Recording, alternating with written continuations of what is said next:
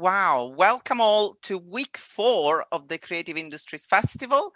Sound and music is the topic of this week. We have plenty of event. I'm just going to pass to Pete in a second, but I just wanted to remind you that tomorrow we have a session on Caribbean legacies and creativity in Oxford. We have a session later on the week on the impact of the pandemic on listening and sound making. Then one on experimental artists of color, and we're going to finish the festival with a Q&A on gender and sexism with the artist Kate Nash. So join us, please.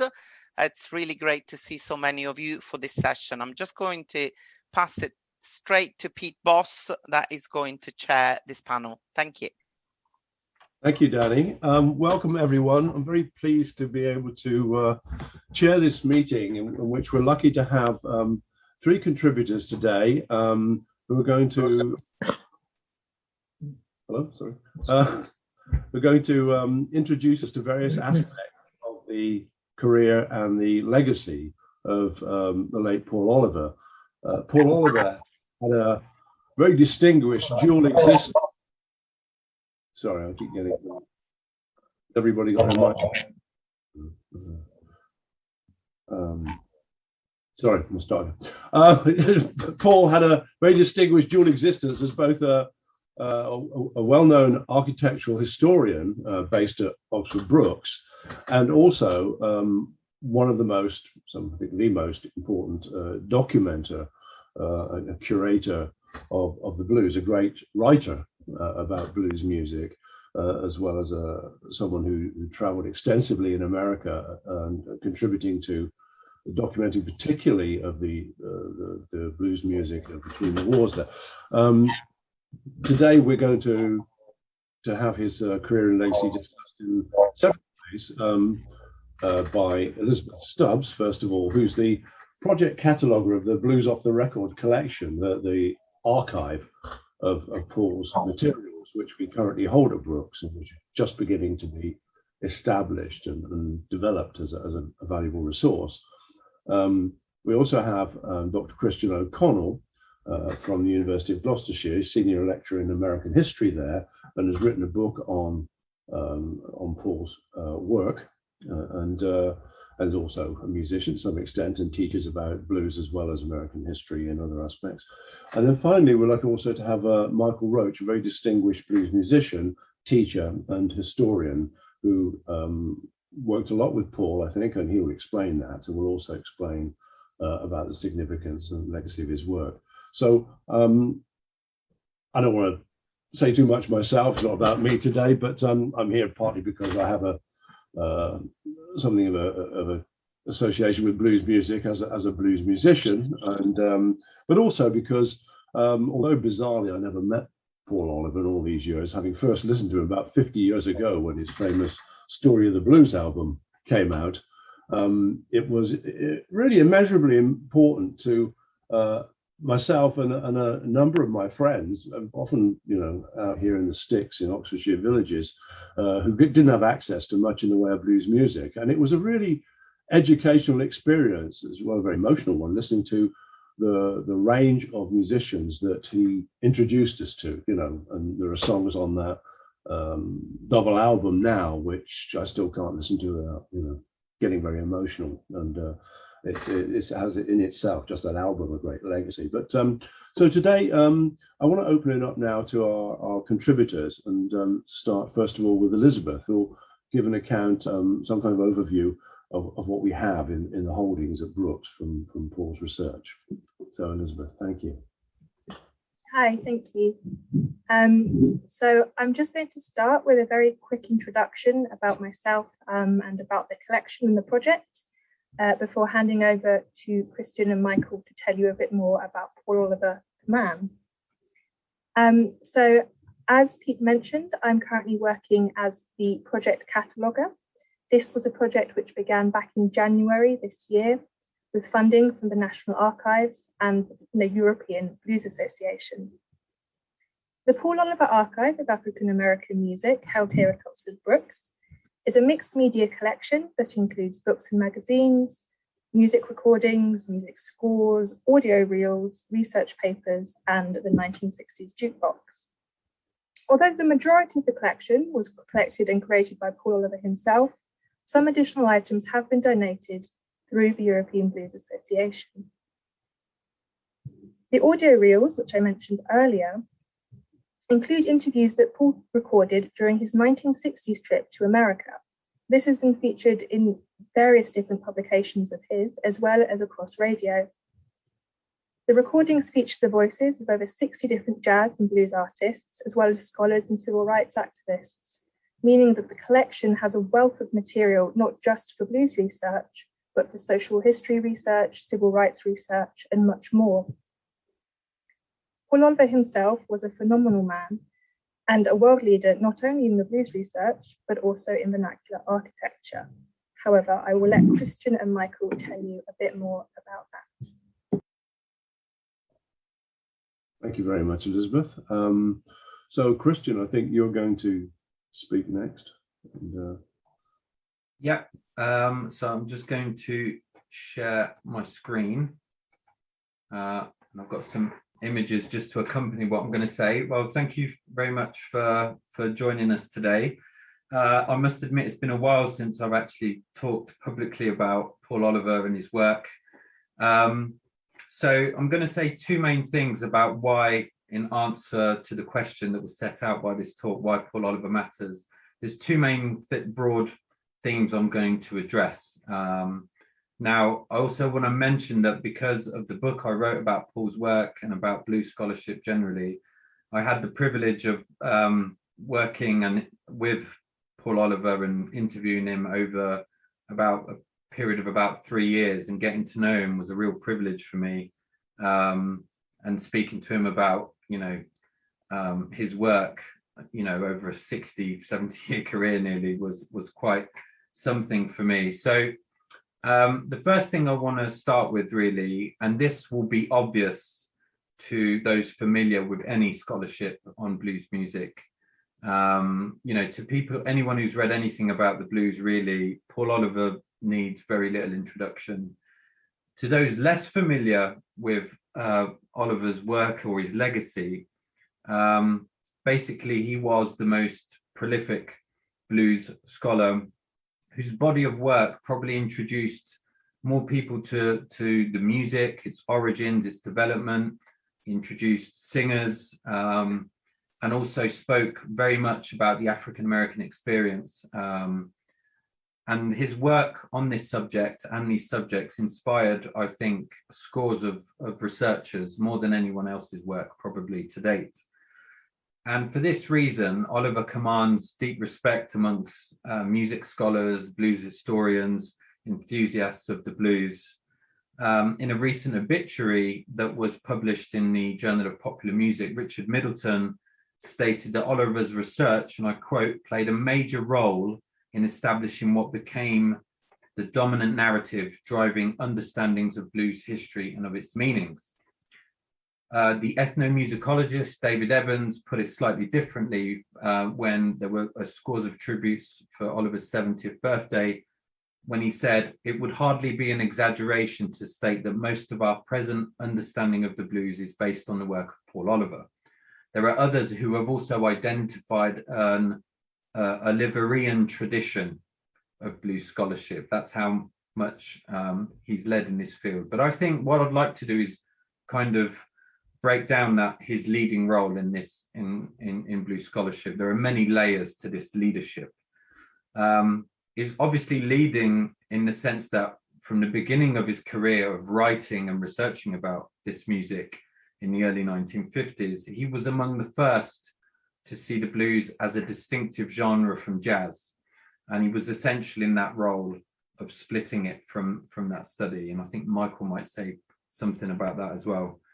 But I think central to his work on this music was the relationship between the music and the African-American experience from the late 19th century and the early 20th century. So very much trying to understand this music within the context of the American South, and particularly of the Jim Crow South. He once, and I think this kind of characterizes much of his scholarship, he wrote, "The composers of the blues sang of their immediate world, of their work, their personal relationships, private predicaments, and in doing so gave expressions to their loves, hopes, repressions, superstitions, and fears." And throughout his work, Oliver was determined to bring this world very much to life. And the way Richard Middleton says it, to rub our faces in it, really. And where possible, to let the musicians and their songs speak for themselves. And he did this in a variety of ways. He was pioneering the close analysis, textual analysis of song lyrics, and attempting to explain them by looking at the context of the American South and the African-American experience, African-American society. But he also wanted very much to let the singers speak for themselves, as well as focusing on what we can take from recordings and pioneering the use of records for analysis. He met and interviewed lots and lots of different singers, from the first visits of musicians to Britain in the 1950s, which I'm going to say a little bit more about in a second. But famously, his first trip to the United States in the summer of 1960, where he recorded and photographed and interviewed lots of musicians across the United States, actually, from north to south. And he really wanted to capture the artists, the singers, the musicians in what he referred to as their cultural milieu. So again, this emphasis on the context in which the music originated and developed. And this famous trip resulted in the exhibition at the US Embassy in London in 1964, which is entitled The Story of the Blues, and the famous publication, which was accompanied by a record as well, Conversation with the Blues, which was a photo documentary style publication, which really emphasized, one, the voices of the people themselves, the men and women who sang the music, but also the imagery as well, really tried to place those voices within that particular context. And it was very much a product of its age, this like emphasis on a social history, but also a history of people who had been somewhat forgotten and marginalized. What I think is particularly interesting about this work is that it presented the world this, very clear, distinctive African-American experience in the predominantly rural South, but not exclusively. And it comes out at the same time in which, young, particularly British musicians getting #1 hits, covering the songs of blues artists. And for me, that contrast speaks volumes about the blues revival. But there are many other aspects here. I mean, I could go into that quite a lot more, but I think another aspect of Oliver's scholarship, and the somewhat underappreciated one, is that compared to his contemporaries, he had a much more sensitive and inclusive appreciation for the role of Black women in the development and origins of the blues. His first book was actually a biography of Bessie Smith, and it came out in 1958, before his first major study of the blues, which was Blues Fell This Morning. And women appear frequently in the images of conversation with the blues. And while pioneering the study of the blues as a distinctive genre, Oliver's scholarship was far from static. I focused very much on his his first 2 decades here, but his career developed, and he was always inquisitive, and he always wanted to explore the much broader history of which blues music was a part. So in 1970, he published Savannah Syncopators, which explored African retentions in African-American music, which combined his experience of having worked in Ghana. In Songsters and Saints in 1984, he also tried to place the blues within the context of a much richer musical tapestry of which the blues was part. He looked at the way, religious music and other vernacular styles coexisted and interrelated with what we understand as blues music. So that demonstrates a scholarship that was always kind of evolving and developing. It was never really static. And this desire to learn more about African-American musical culture was present in some of his more recent publications, and is something that I hope scholars will see lots of in the collection itself. As with any body of scholarship, Oliver's work is not above critique. Indeed, in some of my own scholarship and analysis of Paul's work, I've tried to identify the way that his work related to, but it was also distinctive from the revivalist tradition of the 1950s and 60s, and how it was coloured by a sense of nostalgia and romanticism for a fading culture. I know that that divides opinion amongst blues scholars and enthusiasts, but matters of debate are often the seeds of new ideas and new scholarship. And a prominent debate was always the way that, who had the authority to comment on this music. Now, in his first major study, Blues Fell This Morning, the foreword was provided by the African-American novelist Richard Wright, who famously praised Oliver's distance from the racial strife of the United States and the American South, to be able to analyze and appreciate this music with a relative sense of objectivity and have a kind of clearer sight in his analysis.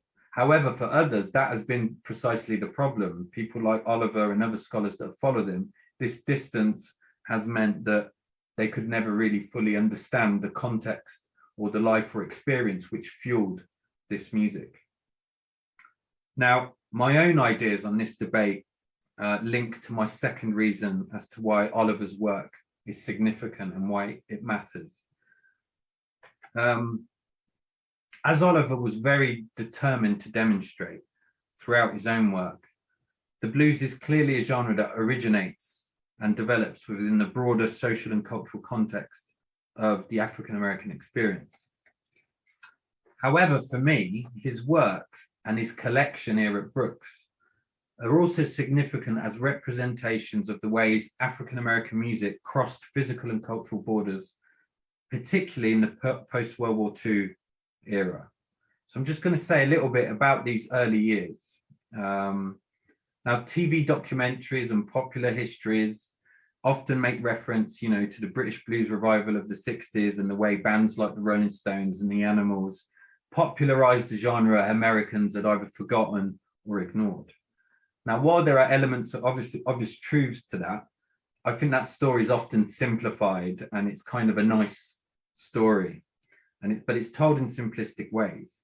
But by looking at Oliver's work, and sometimes through his very personal experience, I think we can see how this cultural exchange and the influence of African-American music predates the revival by many, many years, and it's far more complex. For instance, Oliver's interest in African-American music was sparked by an encounter with Black GIs who were stationed in Britain during World War II. So in the summer of 1942, in Stoke-by-Clare in Suffolk, Oliver was working with a friend called Stan in a harvest camp, and he wrote about this event of hearing these Black GIs singing while they were working. Now, obviously, Black GIs who were present in Britain in the Second World War served in segregated units. And he said, "Suddenly the air seemed split by the most eerie sounds. The two men were singing, swooping, undulating, unintelligible words, and the back of my neck tingled. It was the strangest, most compelling singing I'd ever heard." And I think this story speaks to not only, that first encounter with something that sparks a lifetime interest, but also the way that World War II era and the presence of African-American GIs across Europe, but also in Britain significantly, speaks of this level of cultural exchange. That in fact, we can go back even further with the jazz revival during the 1930s as well. Now, this encounter inspired research on the blues that emerges with Oliver in the 1950s, when alongside many others, he was writing for publications such as Jazz Journal and Music Mirror and some others. And in these magazines, Oliver analyzed, and others like him, and interpreted blues records. They tried to interpret the meaning of lyrics, as this would be the basis of the book that you can see pictured, Blues Fell This Morning. And often Oliver was focused on trying to paint an accurate picture of the world in which that music emerged, or the world or the experiences to which those songs were referring. And often, I think fascinatingly, these included his own illustrations. So the images you see here were drawings that Oliver made to accompany his own articles. And there's lots of these. In fact, he even illustrated record covers. Now, these British jazz magazines in the 50s, importantly, often included articles by American and other European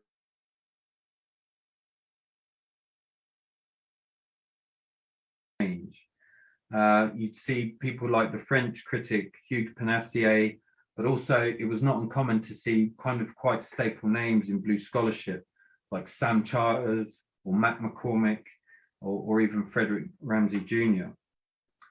And importantly, it was in this period, in the 1950s, that the first blues musicians visit Britain, despite a British musician union ban on foreign musicians since 1935. There are ways in which they got around this.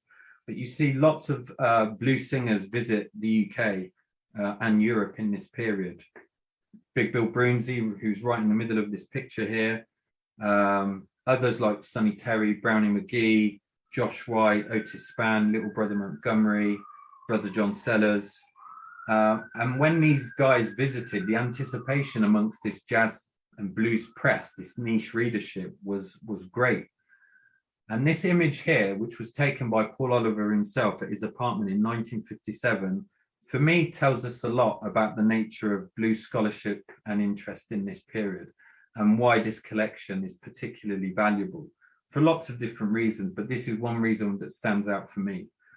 First of all, it's a testament to the way that Oliver, like the image I showed you before with Lightning Hopkins, was able to form quite close relationships with many blues musicians. In fact, even Michael Roach is an example of this. You know, the fact that this is happening in his home in 1957, it also tells us that the story of the British blues revival and British appreciation of blues music is far more complicated than the simple, you know, Brits made it famous and took it back to America. It tells us how important Big Bill Broomsey was to this story, and how he was, I think, really important in shaping many British writers and scholars' idea about what the blues was and what it meant to be a black man in the United States. But also, if you look at some of the other people in this picture, it tells us how this period, the reception of the blues was also intertwined with the wider folk revival. You know, the presence of people like Ramblin' Jack Elliott and Daryl Adams tells us that the blues was very much interpreted within a folklorist kind of framework. And that really helps us to understand how the blues was interpreted by people like Oliver and many like him in this period. Now, I could say a lot more important aspects of Oliver's work, but for me, his work is significant, not only because of what it did in terms of disseminating knowledge about the music, rediscovering singers, and telling many people who were ignorant about the African-American experience, but also because it represents another fascinating story of cultural exchange. I think the collection here is an extremely valuable resource, not only for the study of African-American culture and society, which in our current age of, you know, important issues on race relations is not to be undervalued or underestimated, but also because it allows us to delve into an important period for British and European cultural history, when the blues and African-American music became incredibly influential. I'm going to stop there.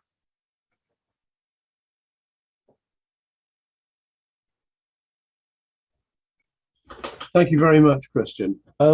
Lots of interesting things in there. And I think the idea of cultural exchange is terrifically important here because, you know, there are so many different complex perspectives on the relationship between Europe and America, between white and black perspectives on blues music, and they can often be very reductive and even competitive, and you know, tend towards ownership of what the real blues is and who's got a right to speak about it. Some of those things that I think you brought out very well there, and I think if I'd been subject to some of the discussions from today. When I was just a kid learning to play some of that stuff and listen to it, I'd probably have given up because of the anxiety about white cultural appropriation and so on. Luckily, I was ignorant enough to carry on playing. But I think that that idea of a much more dynamic and complex set of relationships so important, because there's never going to be a fixed idea of what blues means, because it's always going to mean different things for so many different people. And I think that you're very fair. I mean, when I looked at your book, I think, you are quite rightly, trying to produce an objective account of Paul Oliver's work. And you are, at times, as you say yourself, quite critical in some ways. But I think, the contribution of what he'd done is so important. I mean, we would have to ask ourselves, well, what would we have in terms of our understanding of the blues and its record, its genealogy and record, if Paul Oliver had not existed? And we'd be missing an awful lot, which I think speaks for itself in one sense. I'd like to pass on now. We can obviously open up for questions later on, and but to make sure everybody gets to speak for a reasonable length of time, I'd like to move on to Michael, if he's happy to do that now, to hear his contribution as musician and also friend of Paul Oliver. So thank you.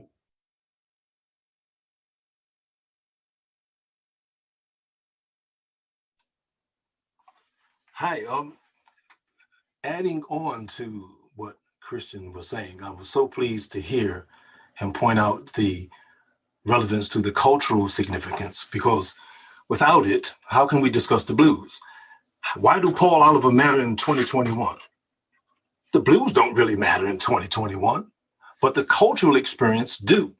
So that's what I want to talk about, the cultural experience and how it relates to 2021.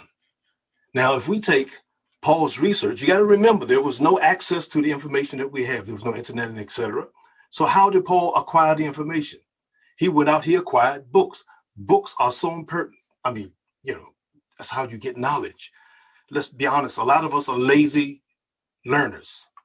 You need a book if you want to get this information, to be quite honest with you, because a lot of the texts, for example, there's conferences, because I attended a conference in 2002, 2003 with Paul at the University of Metz in France, where we were involved in a conference on African-American lyrics in blues music. Now, a lot of the lyrics that's used are old language, is language that we don't even use today. So a lot of it has been documented and it's in books. So get a book, look it up. It's fascinating, these stories. For example, in this book here, Blues Off the Record, there's a talk in here where Paul was in Paris with, this is relative to what Christian was saying about the blues fell this morning. Paul always talked about how he would often go to Paris and spend time with, he wrote a Native Son, Black Boy, and, Richard Wright was a very important writer, from the Harlem Renaissance period. And so Paul was saying that he wanted to name the title of the book, Blues Fell This Morning. He wanted to call it the 1129 Blues, but it wasn't until he mentioned it to Richard Wright that Richard told him that it meant a sentence of 1 day, less than a year. Isn't that interesting? A sentence of 1 day, less than a year. And Paul was delighted that Richard had said he would be he would write the introduction to the book. And he was delighted that Richard also inspired him to write the book. And then further, Paul writes here, he says that a young but quietly militant Black church leader came to Paris that year, 1958, and Richard showed the book to him. His name was Martin Luther King. He laughed at the fact that a white Englishman had written the book, and he then brooded for a while, because as a churchman, he was uncomfortable with the secular content of the book. And while he didn't criticize it, he would have preferred to have seen religious song in it. So it's interesting when you look at these kind of connections, because yes, I would say Paul is relevant.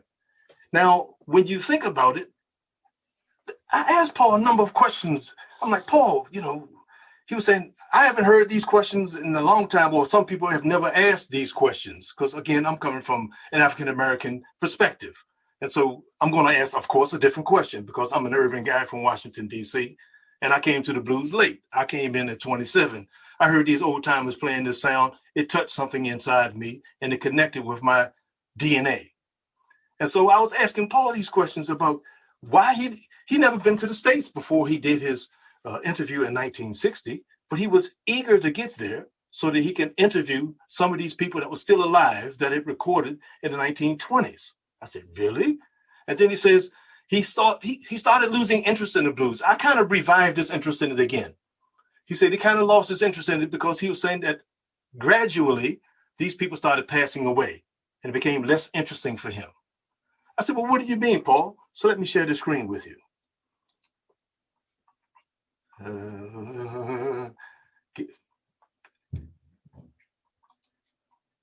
How we do this?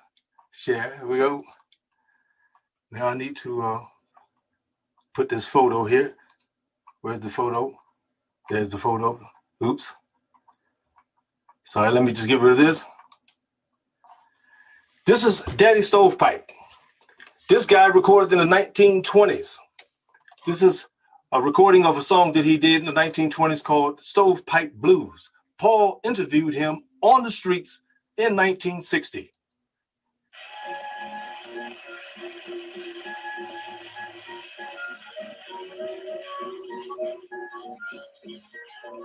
And this is why he was known as Daddy Stovepipe, because he had and was known for his stovepipe hat that he always wore.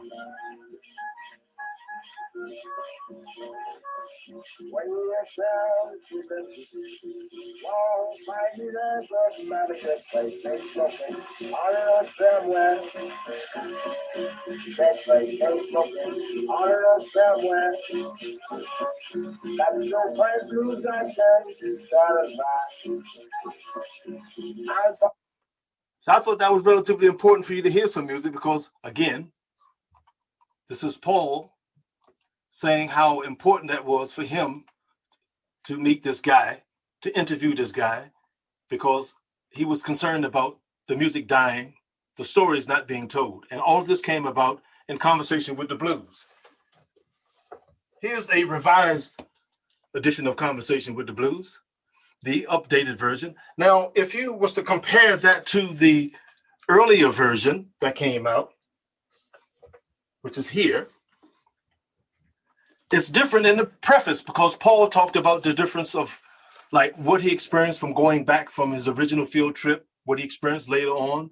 I interviewed him, and it's on the website of the European Blues Association, and it's a 20-minute podcast, and he talked about that experience. He talked about how when he went to meet Chris Strakowicz, who started Ahuli Records, he said that he was meeting at the Peabody Hotel in Beale Street, right off of Beale Street, and then when he found that they couldn't get a room, they went to another hotel to stay, and there was a protest that was taking place because there was some black people that was protesting because they were not allowed to stay in this hotel. They were only allowed to work there. So Paul was saying to the lady that, excuse me, I'm an Englishman here, I'm not a part of what's going on. And he proceeded to interview her to talk about her experience. This is the kind of guy that Paul was. He was very interested in this cultural exchange. And as opposed to playing some of that interview for you, I thought to share some other interviews that I did save. Now I got to figure out how to get to it here. So I wanted to start with an interview because the first person he interviewed when he arrived in America was Professor Sterling Brown in Washington, D.C. And I'd like to play a little bit of that interview for you. Now, Pete Johnson, I heard play there. I heard Joe Turner. I didn't know they would be great. Later on in the 30s, they came to New York and I met them. But I'd heard them there. They had this big kitty. They had this big horn that you threw your tips in, your money. It was upstairs. It was Prohibition time. You had to come through this. Now, Pete Johnson, I heard play there. I heard Joe Turner. I didn't know they would be great. Later on in the 30s, they came to New York and I met them. But I'd heard them there. They had this big kitty. They had this big horn that you threw your tips in, your money. It was upstairs. It was Prohibition time. You had to come through this huge swinging door in order to get in. Charlie, Joe or something. You got in there. There was a friend of mine from Washington named Maceo Birch, who later became Count Basie's manager. Maceo would take us to those clubs, and Joe Turner was a bartender, and was bellowing out the blues. And Pete was playing very fine piano. And this was a good time town, this Kansas City. This was stockyard, this was good money, this was migration of the Negroes from the South. And I saw it in a kind of a boom period. I wasn't taking notes then. I never knew that this music that we danced to would be having books written about it. I mean, I heard Fletcher Henderson at a Black and Tan in Chicago. I just knew the guys in the band. They were making a living. It was a good job, and I was glad for them. See, for me, that was important to hear that it was a good time. It was a job.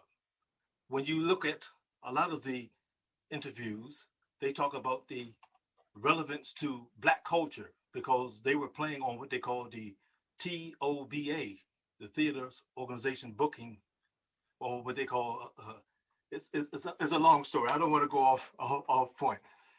So I want to switch to another interview with a guy that I met also, and this is something that Paul and I had in common when we were introduced to each other. We found that we had met a number of the same people. Again, when I was introduced to the blues, I was 27, and 40 years later, I'm still there.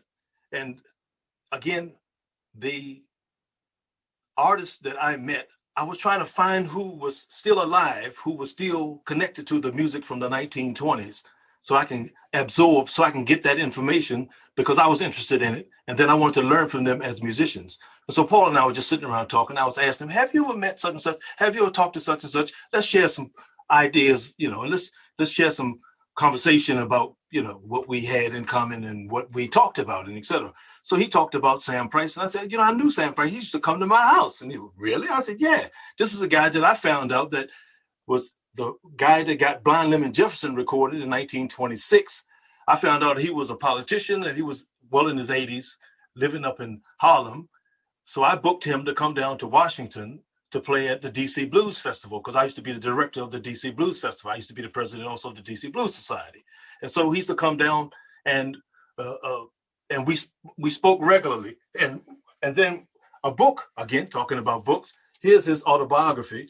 And when he used to call the house, he used to say, I don't want to speak to you. I want to speak to the Queen, because my girlfriend, now wife, was English that worked for the British Embassy in DC. And that's why he signed it to Helen and Mike. And then he says, don't talk about me while I'm gone. And so here I am talking about Sam Price. And here's Paul interviewing Sam in 1960.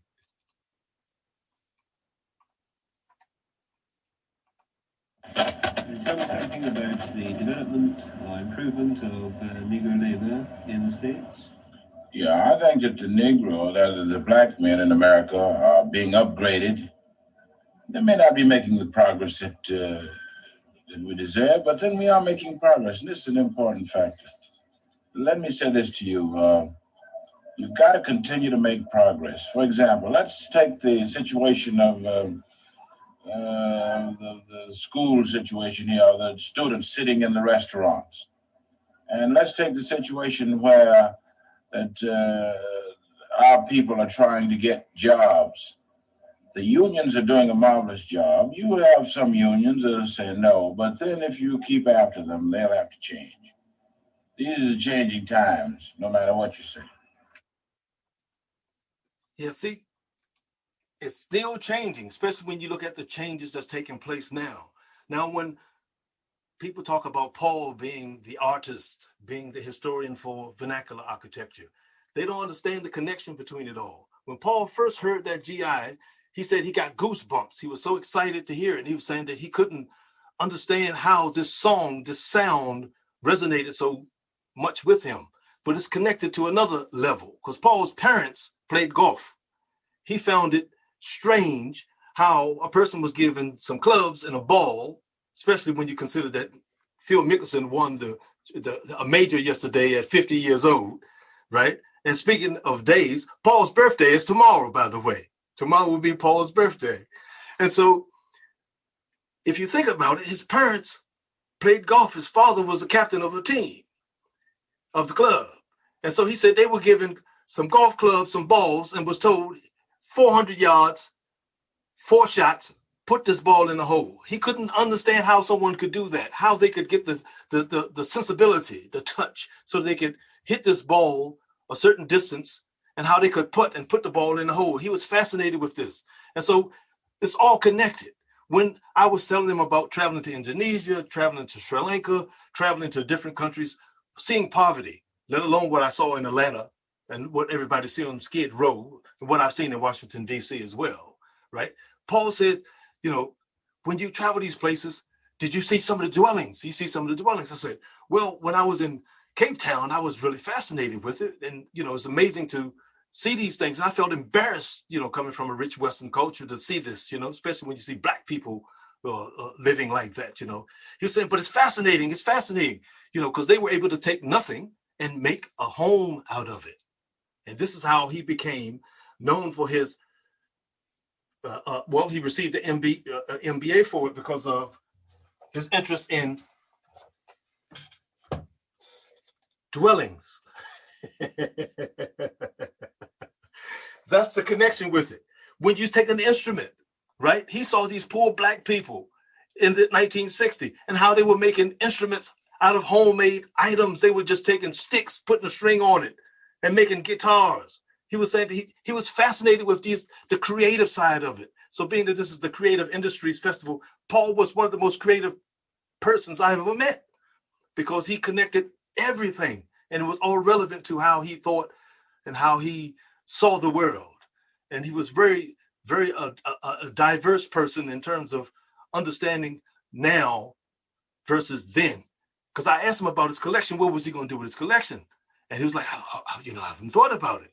And now we formed the European Blues Association, incorporating the Archive of African American Music. We became a registered charity in 1999. And now his collection, his life's work, is over at Oxford Brookes. So a lot of people interested in the interviews. Yes, the photos are amazing. The recordings are amazing. But what about the books? We have to stay in touch with the books because Paul was informed by the books. It's like these people talking about, oh, I love Eric Clapton. And then they don't realize that Eric Clapton is a copy of Albert King and a Clapton of Otis Rush. So if you want to get Clapton's sound, go back to the people that he got his sound from and then develop your own sound. So what Paul did was he took all this information and then he came up with his own sound. He came up with his own way of writing. He came up with his own interpretation of it all. And so one of the things that really attracted me to him, and I have to leave you with this before I play the last interview. Paul said that with Black migration, with people leaving these impoverished, segregated societies, these communities that was just discriminating against them, he was saying that at the expense of losing the blues, for Black people to then better themselves, for things to improve, if we have to lose the blues for that improvement, so be it. He wrote that. That really touched me when I read. This guy's all right, you know. So he helped me to understand, you know, some of the issues that I was dealing with myself, because a lot of what I learned from living here. I've been living here for 26 years. A lot of what we talk about, they don't teach you in America. And so it's a fascinating story when you look at the story of the blues. It's a fascinating story when you hear the conversation of the blues in written form. You can read it, and also the LP that came out with it originally, and also when Cambridge republished it and they issued it on CD.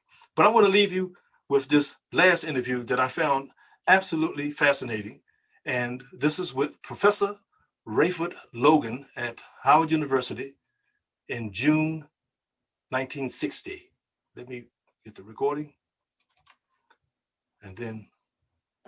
I have frequently asked myself why I stopped hating white Americans. Partly because of the fact that I came to realize that hate is a poor weapon to use against the enemy. Second, because of changing conditions in the United States, including conditions in the United States Army. More than that, I came to realize something of the stupidity of prejudice, and one experience will indicate what I mean by that. During World War II, there was a shortage of gasoline or petrol. Consequently, sometimes I had to use public transportation in order to come into the university. On one occasion, I was perhaps preparing in my mind my notes for a lecture and looked up just in time to see that a woman was driving the streetcar. Do you think for 1 minute that I would trust my precious body to a woman? No, I refused to get on the streetcar. And so I came to realize that much of the prejudice against Negroes or Jews or other minorities is just as stupid as was my prejudice against a woman driver. Sometime later, I was so much absorbed in the preparation of my notes that I found myself seated in the streetcar before I realized that the woman was actually driving the car. To my amazement, I arrived at my destination safe and sound. I'm quite sure that many white people have had similar experiences which reveal to them the stupidity of their prejudice. Thank you. So how do I go back? How do I go back and I want to inform me here. Can you right click? Who's currently the host? I don't think it's me. So I think you can just stop sharing. yeah. I can't get back to the screen.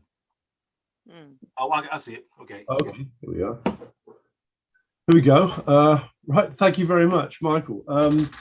Interesting perspectives there on the cultural aspects, implications of Paul's work, and some of which tie into one or two questions I've got here that people have sent. I think it was especially important, that point you brought out, that from something Paul said about, you know, even being prepared to for the blues to come to an end, to have done its purpose, I suppose, you know, is inevitable. And that's such an important thing about the kind of vitality of a form. I mean, you know, to take the words of the poet, you can't go home again. I mean, we can never have the same blues that and mean the same things that they did, you know, when they're originally created. But it, you know, it changes and moves into different areas, and you know, constantly trying to reappraise it, as you are. I think it's so important. There was one question. I mean, there's a couple of 2 or 3 questions that have come in from people, and please, any of you out there have a question, perhaps you could send it in via chat, and we'll try to respond to it if we can, the time we have. One which relates, this is from Ian Davis, asking, because of his interest in architecture, to what extent he felt that, he says, I'm familiar with Paul's architectural writings, but not so well versed in his music field. And the question is whether in his blues writings he made reference to the houses or shelters noted in song lyrics. I think that it's an interesting question. My own experience of reading the Story of the Blues book, for example, is that he certainly did pay an awful lot of attention. While the focus wasn't architecture, he spent a lot of attention on the kind of homes, the backgrounds, and the performance spaces musicians worked in. So he was very sensitive to that, in fact. And I can't help also thinking that of his inclusion of WPA Blues on that Story of the Blues album, which was precisely about you know, the irony of government housing projects rendering people homeless. You know, it's a great ironic piece of work. But I don't know if you have any particular thoughts about it, the way that his architectural sensibility might have informed his writing about blues, either Christian or Michael. I like to say that when I interviewed down in Mississippi, Arthur Turner, I was talking about how his home was like corrugated iron. And Paul was like, did you get photos? Did you get photos? You know, because he wanted to see it. And I was telling him about what I saw when I was down in, and I was talking about how sad it was to see how people lived when I was down in Cape Town, you know, when I was leaving the airport, driving into the city, going into the city. And he was saying, you shouldn't frown upon that. People live there. People live there. He loved the fact that people were able to create and use their hands, use their minds, and create a dwelling. And that was, to him, far more important than the way in which we saw things. So that was his connection of using, to me, architectural background to the blues? It's just his human sensibilities.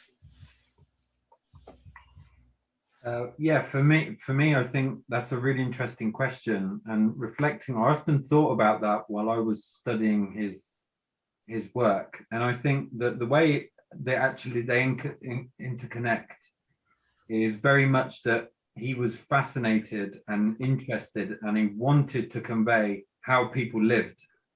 And the blues was an expression of that lived experience. That's what Blues Fell This Morning was all about. It was about connecting the lyrics in these songs, interpreting them in different ways to connect them, root them in the experience of the people who sang them.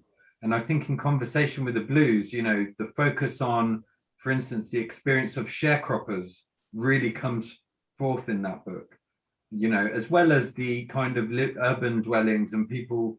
A lot of the photographs are of buildings, are of structures. They're not really commented on as much and spoken about, but it's very much, I think, that emphasis on how this is a product of lived experience and how people lived. And that's what I think he really wanted. That's the way he saw the blues. This is an expression of a lived experience. It tells us about the culture that it comes from. And then I want to make one more point. And Paul was all the way to the end of his life just being creative. In Barrel House Blues, it was absolutely fascinating. Something I never thought of. He was talking about there was a recording session that took place. This is another matter. It's just relevant to segregation, discrimination, and et cetera. Now I'm just looking at how the protests and things that's taking place today, and just keeping the topic of why Paul Oliver and his collection matters in 2021 and the creative side of things. I just never thought like this. This is Paul thinking again. Paul said that there was a black artist that was sitting outside of a recording studio session, waiting for his turn to come in. He would have liked to have been a fly on the wall. This is in this book here. He would like to have been a fly on the wall to see the face of the black artist when he was waiting, when the band, the group that was in the recording before him, was fiddling John Carson.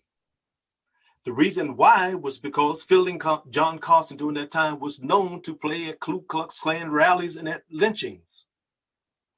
I never thought that. I never thought about that. You got to remember, these were celebrations that took place. So he said that when this guy, because he looked at the recording dates and the sessions and what took place, he was saying, wow, this guy would have been sitting out there in the waiting room waiting for his turn to go in. I would have loved to have seen his face when they came out, So this is Paul had a brilliant mind. He was an amazing human being. Yeah. I got a question here from Tim Hughes, who's with us here. I can see him actually. Hello, Tim. He's asking, well, while accepting that the awareness and appreciation of the blues was raised by various cultural exchanges in the 40s and 50s, surely the 60s blues revival by UK and US white pop stars was hugely important in bringing the blues to a mass white audience. Yeah, I mean, I'm sure many of us would agree with that. I suppose it's a highly nuanced discussion that one has to have about that, probably, because there are swings and roundabouts to it. I don't know if you have any immediate thoughts about the nature of that revival, because it wasn't simply one of mere bringing to attention. There were implications about quite a lot of the things that it brought out, I think. Christian, you're nodding there. Do you have a... Yeah, just good at nodding like the Churchill dog. I absolutely agree that it is hugely important in that process of, one of the images often is the song I remember is when the Stones did Little Red Rooster, but probably there's so many others. I don't think, I'm not questioning that, but what I do question is the way that story is often told in a way that kind of simplifies it. You often get, I always used to hear the story of the Beatles arriving in America and saying that they wanted to see Muddy Waters, and Americans saying, oh, where's that? Instead of knowing who it was, like the Brits appreciate it. There was that film a few years ago, Cadillac Records, where Beyonce plays Etta James as well. And the film ends with Muddy Waters arriving in Britain and the red carpet being rolled out for him, as if Britain is responsible for doing it. I unquestionably, the popularity of British acts playing that kind of music had a huge impact on popularizing the genre. But the way the story's told often, and this happens for most stories, they tend to get simplified, and some of the more nuanced aspects or the deeper roots of that process get somewhat hidden. And when I was studying Paul's work, I became particularly fascinated about what was going on before that. I came into it because I loved the 60s music from the 60s. But when I found out the deeper roots and the fact that musicians were visiting Britain in the 50s, it uncovered a far richer story and a much deeper story. I like to add right quick. It depends on the perspective of the individual and their kind of outlook on life and etc. For example, I was in Lucerne at a blues festival. This was about 20 years ago. And I was with a Dutchman and my agent, who was German. The Dutchman was saying how, I wish, we would have got the blues because, the English seem to have, owned the blues. I said, why are you saying that? Because we speak English? No. If we would have never sold Amsterdam, we would own the blues. We'd never sold New York, and it was New Amsterdam. We'd have never sold New Amsterdam. Then we would own the blues. I'm like, whoa, where is this going? So the German felt like he should say something. He says, no, we invented the blues because we had the harmonica. The horn harmonica. And I'm like, whoa. It is the craziest subject I ever heard when you think about it, because in spite of that, blues would have still had its purpose. Blues was still music that was folk music that was being played and celebrated. It didn't matter. And then there's going to be a cultural exchange in any kind of connection whenever anybody do anything, because that's just how it is. Human beings interact, and that's going to always happen. It's just that there was a dominant culture, and because that was a dominant culture, they were using their resources to promote it for the commercialization, for the marketing that they had that the Black artists didn't have. And so that's all that was. And they, of course, because they controlled the narrative, then the narrative going to, of course, be biased towards whatever the protagonists want to say and get across. But it has very little to do with the actuality of what was going on. So, I listen to these stories, I hear about the cultural appropriation. Would you say that Black people didn't culturally appropriate the country music that was being played that they didn't call blues? Because if it wasn't for Columbia putting a 14,000 catalog on it, or 15,000 to say that it was hillbilly music, you wouldn't even know that the 15,000, some of it sounds Black. And some of the 14,000 series, the race records, sound like they're white. There's always been a cultural collection. If you go back and you look at a number of the historical items that was written for census data and et cetera, right? In the 18th century, between 1/3 and 1/4, according to Thomas Sowell, who wrote a book on called Politics and Race, he said between 1/3 and 1/4 of single white women in America reported that they had a Black parent. So that would explain why they had to have segregated whites only, Black only, because people were doing it. That's what human beings do. So they had to enforce that on us. So this is how this whole kind of, idea of, the British invasion or the Beatles invasion. That's why I like the book the guy says how the Beatles destroyed rock and roll, because it was a lot happening there. And so, prior to the Beatles coming in and sanitizing a lot of the music, they're important, of course, but there was always a cultural connection. And I keep saying, when you listen to the band, go, play that funky music, white boy. I mean, come on. It was always a connection, and it's going to always continue to be a connection, because we're all human beings, and we're going to be forced to get along whether we like it or not. You're so right. And I think to end that point, it's a good one to finish on. We're just slightly over time. I just realized my screen is frozen and is giving the wrong time here. But thank you for that, Michael. I mean, yes, issues of purity are always problematic in these things. And I think the idea of taking a more pragmatic, realist approach to things is so important.